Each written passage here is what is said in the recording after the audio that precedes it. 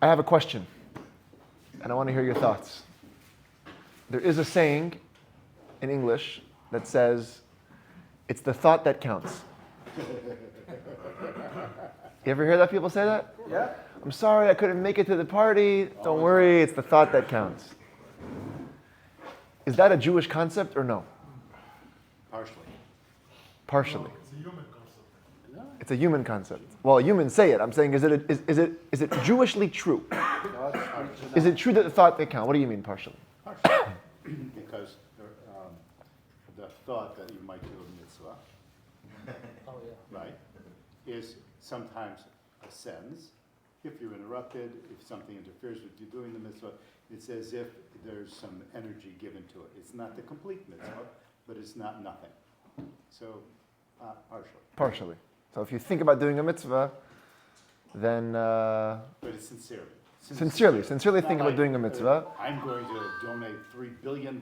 No, you were really trying. You were really trying, and it was realistic and capable in your mind, and something happened. Okay. I think What do you it's think? more Meaningless. like a codependent thing to say. Meaningless. Like, I feel bad if you feel bad. Like you didn't really come through. I'm like, it's the thought that counts because I don't want you to feel bad. So I say that, but I don't know if I just mean it. I just You don't- want yeah, to feel right. bad that you're feeling bad. So it's a cliche to say, just to maybe make somebody feel better about missing out on something. But in Judaism, we don't really say it's the thought that counts. That's what you're saying. You can tell us. No, I'm asking what you think, or if you've ever explored it. I don't know if it's a true. You don't think it's a Jewish concept. I don't think it's true. It doesn't hold true. It's not the thought that counts. Philip says it's meaningless. I think to some extent, because intention makes a difference. Intention makes a difference, You have to have the right intention. If it's not, right? But if you're talking about Okay, so intention is important. But the question is the thought that counts. I mean, typically that's when it's used is in the context of like you missed an opportunity, right? And then we say, don't worry, it's the thought that counts. But it's the result. The word counts is a result-oriented word. Yes. It's not an intention-oriented word. Right. So if you say the thought that counts, The truth is it's the result that counts. The thought might be a nice thing, but the result is what counts. right. Not the thought. I mean, that's what you would think, right? You would think that the result that counts, Yeah. not the thought. Yet there's a saying in English that says the thought that counts. Yeah, I thought about sending you a lifesaver when you drown, so I thought about it. Right. Someone's drowning in the sea, you thought about saving them, but it didn't really work. So the thought didn't really count. I don't try to say that it counts. Ooh. The receiver doesn't think that it counts. It's more the person who's saying it. It's more the person who's saying it. So then, It's like, instead of saying, you know what, I'm really sorry that I didn't get you the gift on your birthday, like here it is right now, kind of thing. I mean, or, you know what I mean? It's kind of like. Yeah. Right, so kind of like what Evan said before. You just say it to make them feel good, but really, you missed it. I mean, really, if you didn't come, then you didn't come. Right. What if you say, I'm going to save someone who's drowning? You jump off the pier, you try to get to them, but they drown, God forbid, before you can get to them. Does that make your mitzvah less? There's an act. So then I guess they would say that you did something there. That's a valiant effort. Valiant effort. So valiant effort counts, but thoughts don't count. It's a big question, There was something last year in people all the time about you get credit for a mitzvah or something. Yeah. Thinking about it or something. Yes. And I can't remember what the details. Okay. Was it Sadaka? But it kind of seemed odd to me, but I seem to remember that there was something last year Right. So David is saying that there was something last year. that we talked about. We talked about the concept of getting credit for a mitzvah even if you didn't end up doing it. Right. Kind of like what Yaakov was saying before. You think about doing a mitzvah sincerely. Okay. Let's back it up for a second. In relationship, thought does not count. If you're in a relationship with somebody, it's your wife's birthday. I told you this joke before, but it's always worth repeating. What's the best way to remember your wife's birthday? Forget your wife. Forget it once. Forget it once, you're always going to remember. It's your wife's birthday, or it's your anniversary, or it's Valentine's Day coming up. I don't know, not so Jewish, but anyway, let's just say, okay? Many women want to be celebrated on this day. And you tell your wife, look, I thought about booking us reservations for a restaurant.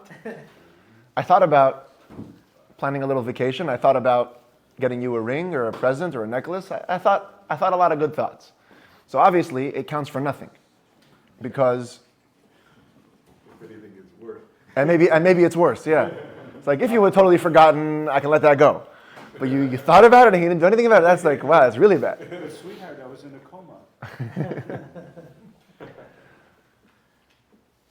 Even if it's not a meaningful relationship, even if it's a technical one, like you thought about getting somebody a glass of water. You thought about, example you gave before, saving somebody from drowning. These certain things, the benchmark of them is measured in terms of results. And so if you don't have the result, then the thought doesn't count.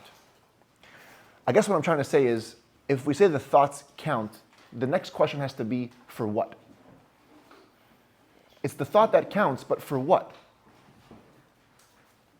If the thought's going to count, there has to be something that it counts for. Because typically, the thoughts count for nothing.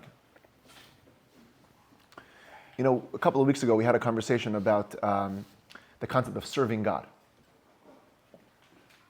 And I told you then that there's two parts to serving God.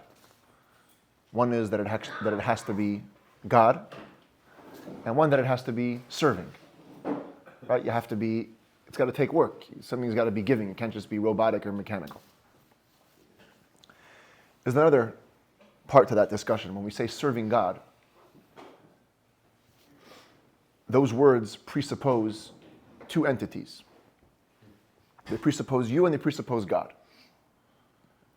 And they're both equally important. God must be served, but you must be serving. This is why free choice is so important. Because if there's no free choice, and I put on tefillin in the morning, well, God is getting served, but it's not me serving. There is no me. It's just there's no free choice, so you're completely out of the picture. Even if your choice was interfered with, let's say you do have free choice, okay, but somebody comes over to you and forces you to put on tefillin. They force you to do it. So it's the same thing. You wouldn't say that you did the serving. God was certainly served, but you didn't get to do it. Or let's say another case. A person, you thought you were doing something else. I'm not sure exactly how this happens, but maybe we'll come up with a different example. You thought you were doing something else, but you ended up doing a mitzvah. All right? Someone has an example of that. Give me, just throw one off the top of your head. You thought you were doing an act. You didn't even mean to be doing a mitzvah, but you did a mitzvah. Okay? So then God was served. But again, you're not in it. You didn't do the serving. On the flip side, it's not enough for just you to be doing the serving, because if the person on the other end, or God in this case, is not getting served, then it's valueless, it's worthless. So if a husband decides to read the book on how to be the best husband, and he reads it cover to cover, and according to what he learned in that book, it says you have to do this, this, and this every day. But it happens to be that his wife is not interested in any of those things. But he's like, no, I'm busy being the model husband. The model husband must do this and this and this. So while you might be serving, you're just not getting the service to the right avenue, because that's not serving your wife. Wrong audience. Huh? It's the wrong audience. This happens to many Jews, unfortunately. They go, I don't want to say the prayers that we've been saying for thousands of years. I want to say my prayers. Yeah. I want to be engaged in the service my way. I want to sit with my wife in the services. It makes me feel better.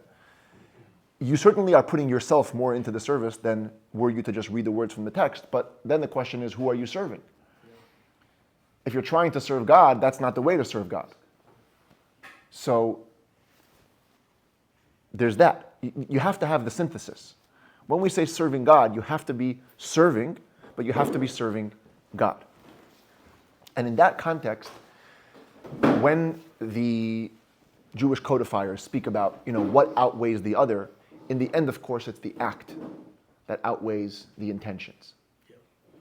The way that the Midrash says it when it comes to tzedakah. It's like, a guy a guy has money, but he feels like selfish. He feels arrogant about giving away his money because then it makes him famous, and then it's like he's trying to be humble. So when the poor person knocks on his door asking for a sandwich, he tries to like spend the time to self-improve, and meanwhile the guy starves to death.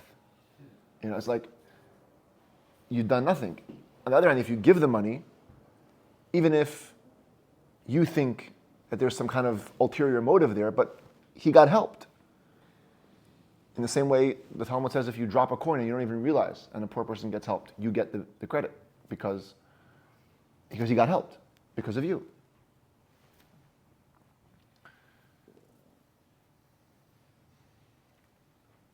Yet, there's got to be something to the thought. There's got to be some value to the thought. What does thought count for? So, I think the best way to say it is that thought counts on its own as an energy. As an energy that needs to be bridged with a result.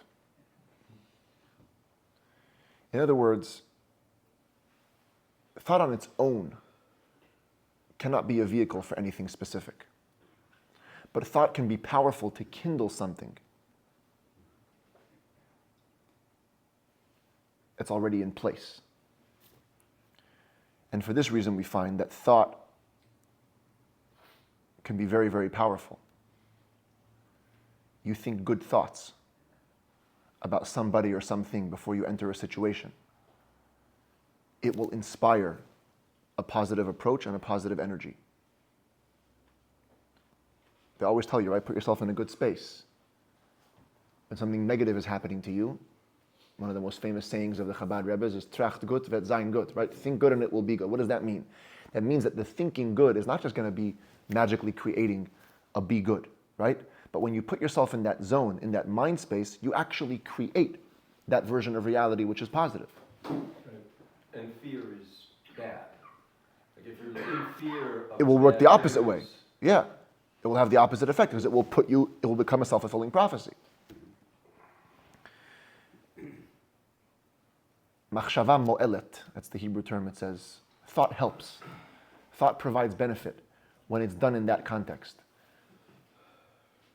The Chabad Rebbes would say that they have set times to think about their followers. They would literally sit and think about each individual chassid. My great-grandfather has an incredible story about that. My mother's father, Rabbi Beryl Baumgarten, he for many years lived in Argentina. He was the Rebbe's emissary there in the 50s and the 60s. And this is 1956. He needed to be in South America. He really, really wanted to come back for the 12th of Tammuz. It's a big Chassidic holiday. The 12th of Tammuz is the day of the previous Rebbe's release from Russia, from Russian prison. Very big holiday. And he really wanted to come back to be there for the Rebbe's Farbrengen. And the Rebbe said no, that he needs to be over there on a mission. I believe it was between Argentina and Brazil.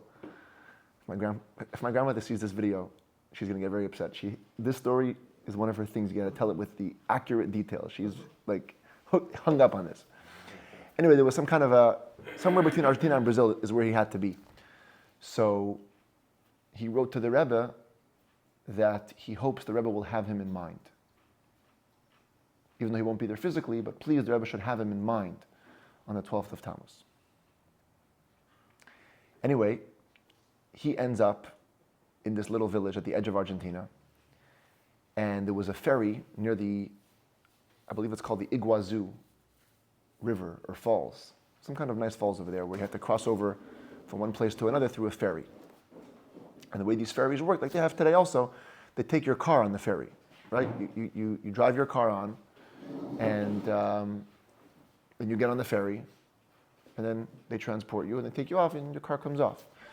In this particular ferry, it was like, the ferry was where the people sat, and then in the back of it, there were these like rafts of sorts where you drove your car on, and that was how it worked. Anyway, he drives his car onto the raft, gets onto the ferry, and immediately starts getting harassed by some like agnostic Jews. This is 10 years after the Holocaust, so you can imagine it was still a very frontline issue. And these two Jews, they began to really harass him. One of them took out a ham sandwich and started eating it in front of him, like purposely just to spite him. And anyway, he asked permission from the crew if he can go back to his car. Just sit in his car on the ferry. And they didn't mind. So he went back, and the ferry began its journey. Anyway, in the middle of the ferry, the raft collided with a banana boat. And it tipped the raft, and his car fell into the river with him inside it. He was a very big man. And he immediately tried to to get out of the car, but the water pressure is way too much at that point, and there's basically, he was going down.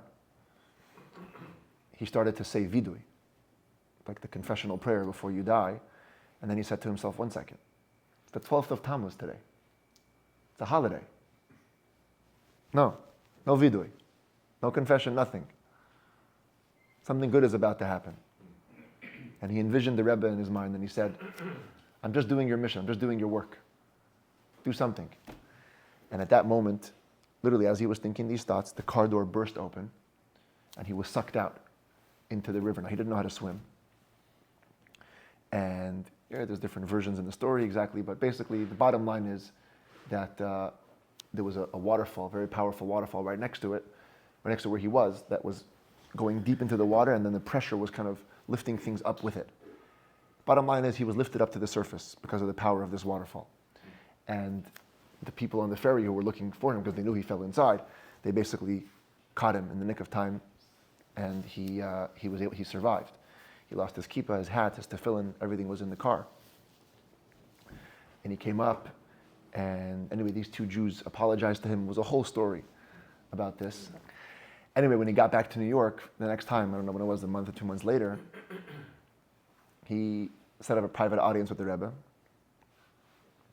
And as he walked in, the Rebbe looked at him, and the first thing the Rebbe said was, "New Beryl, did I have you in mind?" That's what he said to him. He had asked him to have him in mind. And today we have the recording of the Farbrengen, 1956. And in the middle of the Farbrengen, you could hear the Rebbe saying, "Where is Beryl Baumgarten? Tell him to say L'chaim." Now the Rebbe knew he wasn't there. And he mentioned his name. So it's clearly connected. Anyway, why am I saying this? Because thought, when it's done in the proper way, thought can have a major effect. He actually asked the Rebbe, he had in his talis bag, he had a siddur and a Tanya that the Rebbe had gifted him personally. And he lost them in the car. And he asked the Rebbe for a replacement. And the Rebbe smiled at him and he said, "Is it my fault that you lost the Tanya and the siddur?" A little playfully. But I believe he gave him back. He gave him one or the other. He didn't give him both, but he gave him another one or the other. Anyway, thought. Thought is powerful in this sense. Stories don't hurt. I just heard another story now at the Kinnis when I was there from Rabbi Darren. He's a rabbi he was originally sent to Amherst, Massachusetts. Now he's like a regional director there. He came out there in 1974. And back then, we were saying before, Chabad wasn't always a household name. No. Back in the 70s, it wasn't so well known like it is today. So he wanted to open up his Chabad with a bang, He's going to do a big thing. So I think he was actually sent to a campus, or it was near a campus, and so he set up that there's going to be a concert. He wanted to make a concert in the Fine Arts Center nearest to his place, and that's going to be the, inauguration of Chabad. Puts out full-page ads in the newspapers, color print. This is in the 70s. I mean, he spent a fortune on it. Hired some famous singer. Anyway, this concert is scheduled for a Sunday.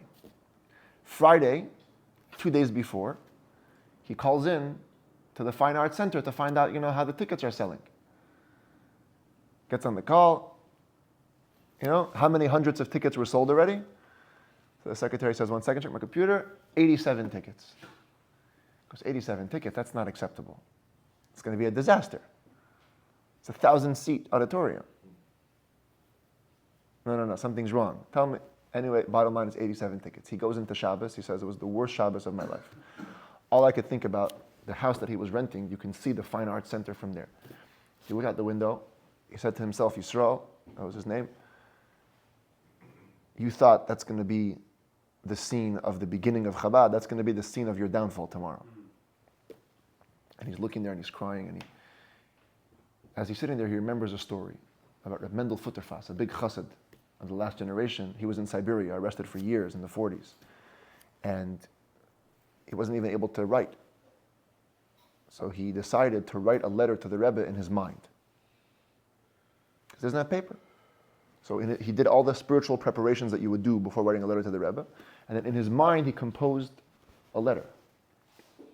And a week later, a telegram came to his family in England with the heading, in response to your telegram. Yeah. So this Rabbi Derer in his thinking is like, look, I'm nowhere near the level of Rev. Mendel. But if I was, I would write a letter to the Rebbe in my mind also. I would tell the Rebbe that you sent me here to sanctify God's name, and now it's going to be a desecration. What's going to be? Anyway, Shabbos ends. Come Sunday morning. Concert was scheduled for the late morning. He's walking down the block, turns the bend, bracing himself for the worst, and he sees huge lines of people outside the auditorium waiting to buy tickets. Basically, they didn't buy tickets in advance, but they came on the day. It was a huge success. Over 1,000 people were there. Now, this Rabbi Deren's grandmother came for the event that morning, but then that evening she was back in New York because she had a wedding of some relative, and she was going to be in the Rebbe's room for a private audience. So she went to the Rebbe's room. They did their blessing for the groom and bride. And then she says, I was today in the morning by my grandson Yisrael's concert. So the Rebbe said, wow, how was the concert? Asking her questions, who was there? Was the press there? This and that, how many people were there? She said, over 1,000. So the Rebbe leaned back in his chair. He said, over 1,000? And yesterday Yisrael was so worried.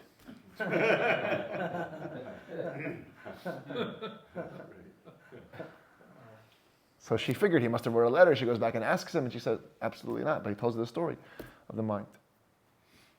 This kind of thought connection, this is the big stuff. But what makes these thoughts count? What makes these thoughts count is that the thoughts don't stand on their own. The thoughts stand in connection with something else on the other side. And here we segue into the Tanya. It's the last part of chapter 16. The Alter Rebbe quotes a piece of Talmud. Okay, this is the line. The line of the Talmud says, I'll say it in Hebrew first. Machshava tova, a good thought. Hakadosh Baruch Hu mitzarfa lema'aseh. Hashem attaches it to a good deed. In its simple context, what does it mean? Literally, it's the thought that counts. That's what it means. If you have a good thought, Hashem considers it as if you did the action. You wanted to give tzedakah, didn't work out, you give tzedakah. You wanted to learn Torah, didn't work out, it's if you learn Torah. As long as you have a good thought, Hashem attaches it to the action. But that can't be the literal meaning, because then Hashem would have said, then the Talmud would have said, in Hebrew it's more rich, ki'ilu asa'a. If you have a good thought, it's as if you did it. Just say, if you thought well, you meant well, it's as if you did well. So the Alter Rebbe says, no. This piece of Talmud is communicating a much deeper idea. Sometimes, between the thought and the action, there's a gap. There's a chasm. Sometimes in your mind's eye, you can see everything perfectly. On the other end of the spectrum, the action is also perfect. It's all lined up. But there's a disconnect between the thought and the action. Similar to last week's theme. The disconnect between the mind and the heart. The Benoni, that's the hero of the Tanya who we're talking about over here, he's trying to serve God with an inspired emotional response, but nothing is working. The heart is not lighting up. In his mind, that was the whole discussion last week, in his mind he can see it all. Hashem is the creator of everything. Hashem is the master of everything. In front of Hashem, everybody or everything is considered like nothing. It's valueless. It's meaningless. We're not even tiny. It's finite and infinite. The gap is quantum. And it makes sense. Alter Rebbe said it's appropriate. Knowing this, it would be appropriate for every single being to serve God with their full heart. But it doesn't light up here. It doesn't stop the Benoni from doing. He still shows up. He does everything. But he's missing the feeling.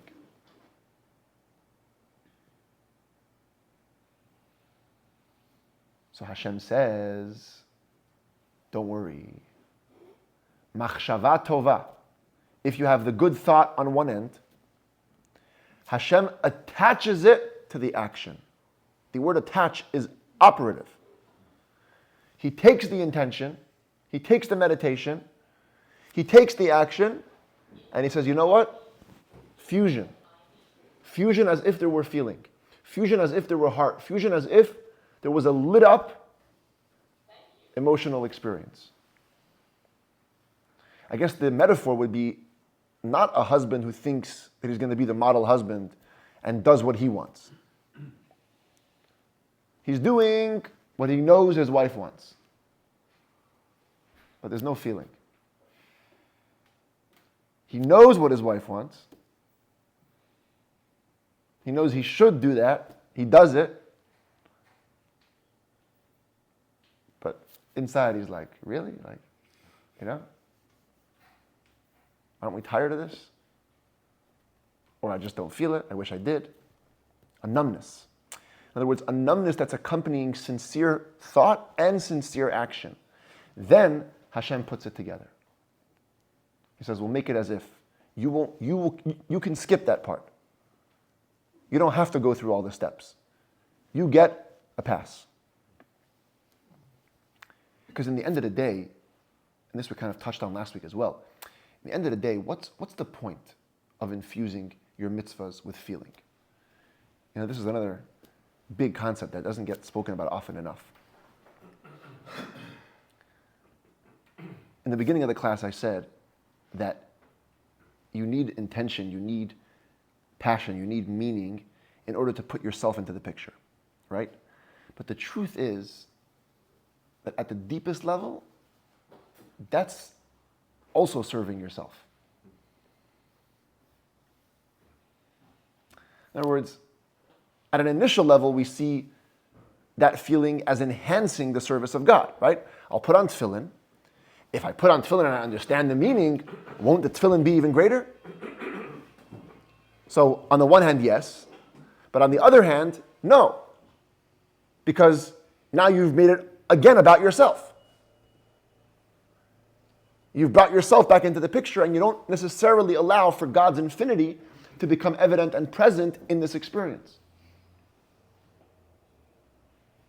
The emotions themselves have to be godly. That's why there's a mitzvah to love Hashem. I know last week we spoke about it a lot, how that works, but let's forget about how that works. Let's just say it does work, okay?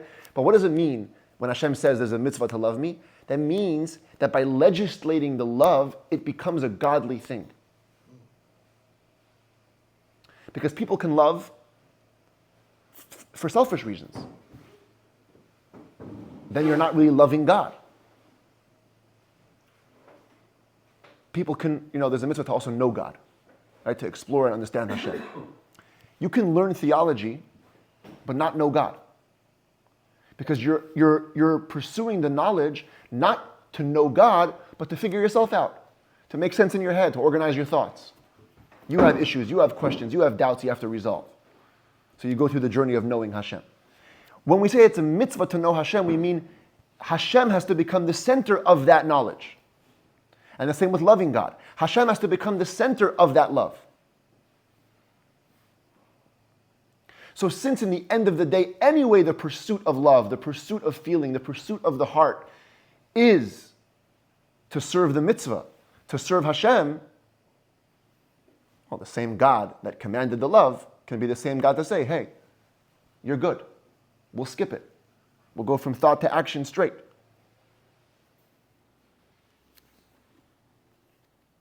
And as the Alter Rebbe says here, you're actually not missing anything. If God does the connection, then it's not like, you're also okay. You're as okay as everybody else. Sometimes kids in school, you have these activities that they require these fine motor skills, right? So some kids have it, some kids don't have it that well. And so what ends up happening is that the kids that are good at it, they start doing it, and within a couple of minutes they've done the activity, and then other kids are a little bit behind, and the teacher who wants to get on with the activity will start helping the kids. Like, here, you do this, I got you, don't worry, it'll be fine, I'll help you, blah, blah, blah. But then, many of the kids feel robbed of the opportunity to have gone through the journey themselves. Right? And you can hear it. Like, you can hear the insincerity. Don't worry, Chaim, it's okay, we'll just wrap it up and done. Take your activity here, you made it, it's good, take it home, show your mom. Many times a person can feel, you know what, you're good. Yeah, but I'm not that good. Like, people call me up, is it okay if I skip these parts of their prayer, that parts of their prayer? Yeah, it's okay. But then they end up feeling like, yeah, but he just told me it's okay because he wanted to make me feel good, but it's not really okay. And maybe sometimes it's not really okay. But here the Alter Rebbe is saying it is. It is in fact okay. It is in fact complete without your heart being on fire. And Kabbalistically, the reason for this is, I wish I had a board I could show you, how it plays out, but just in your mind's eye, try to imagine, okay? There's a Hebrew word that's tivuna. Tivuna means understanding. Taf, bet, vav, nun, he. So the Zohar says, tavin, or lehavin, it's the same wording. So the Zohar says, tivuna has the same letters as ben ubat, son and daughter. Now mystically, chapter 3, if you remember, the Alter Rebbe says, intellectual part of yourself, the mind, is called parents. The heart is called children. Like offspring, right? Parents birth offspring. Your mind births emotions. So, here, very interestingly, you have, in the word tivuna, in the word for understanding, you have children already. Ben ubat are in the word. In the tvuna is the ben and the bat. In the meditation is the feeling. In the academic pursuit is the emotional response. And so when you fuse it together, you have the complete version of it. That's one point. The concluding point, let me see. Why don't we read it inside? That's good.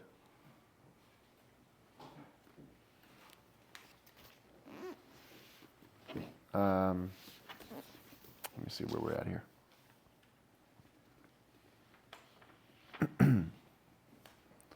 Page 201.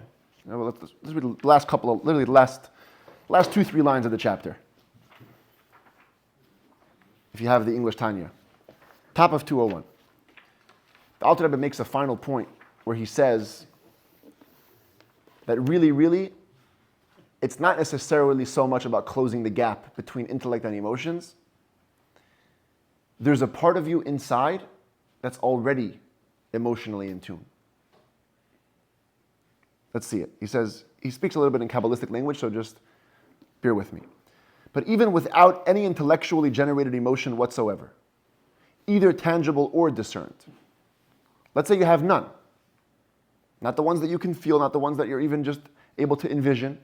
Your Torah and mitzvahs can, in any case, ascend to the world of Yetzirah, that's the world of emotion, through awakening the natural dormant reverence and love found from birth in the heart of all Israel, which is much easier to arouse. Skip the commentary for a second, as will be explained later on at length in chapters 38, 39, and 44. There's something called the dormant or the hidden love. It's actually going to come up a little earlier in chapter 18, 19, those that do the daily Tanya, and besides for our study, there's a daily regimen.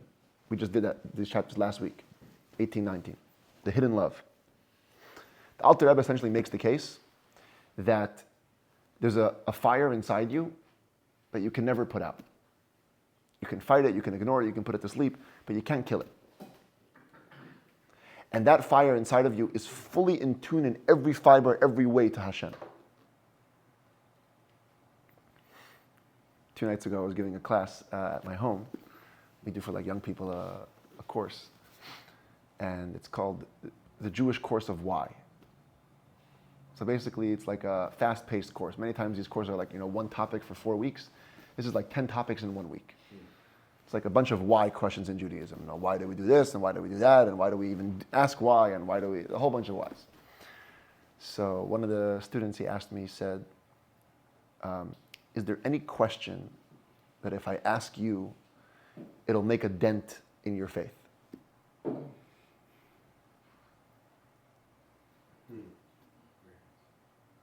Is there any question that will, in your faith? Is there anything that can shake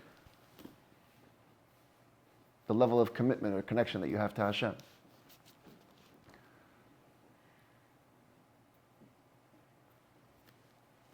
Why the Holocaust? Oh, you're giving me examples. Okay.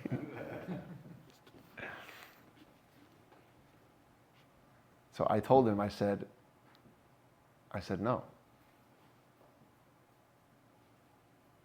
Not because I don't value or believe in the question, but because my faith is rooted in a place that's beyond questions.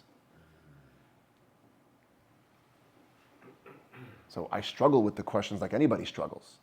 The person who doesn't struggle with the question is cruel, especially when it's questions around pain and suffering and these kind of things. And then I said that that's why I have an easy time in my work to inspire other Jews to become closer to Hashem. Because I believe that everyone has that part of them in their soul. So I'm not really fighting with anybody. I'm just trying to inspire and wake you up. As long as you don't believe that inside it's not perfect, so then there's always a battle. And I have to say the better thing. Because if I say the right thing, then you're going to be inspired. If I say the wrong thing, then you're going to be turned off, let's say. But really, everybody's turned on. Everybody's in. Everybody is drank the Kool-Aid already. Huh? You're just not in touch. Yeah, you're just not in touch with it. Something has to trigger it, maybe. October 7th triggered it for a lot of people. It's there. It's like the guy that came to the previous Rebbe. He said, Rebbe, I'm an atheist. So the Frierdiker Rebbe laughed. He's like, you're not an atheist, you're just an ignoramus. Or the guy who wanted to cancel his Judaism. Right. You know how hard it is to be an atheist? You have to learn everything, live everything, because Judaism is like music. You can't learn it just from the outside. You have to listen to the music. You have to be in that world. Learn it, live it, know it, and then reject it. That's a real atheist is a real genius. If you make the proper effort, you will discover the spark, the light that's inside you anyways. And it is on fire. So the Alter Rebbe says, leave the fact that you have to bridge this gap between thought and action. There's already the emotion inside of you. Focus on that. You're trying to create feelings out of a meditation. You're trying to go the normal route.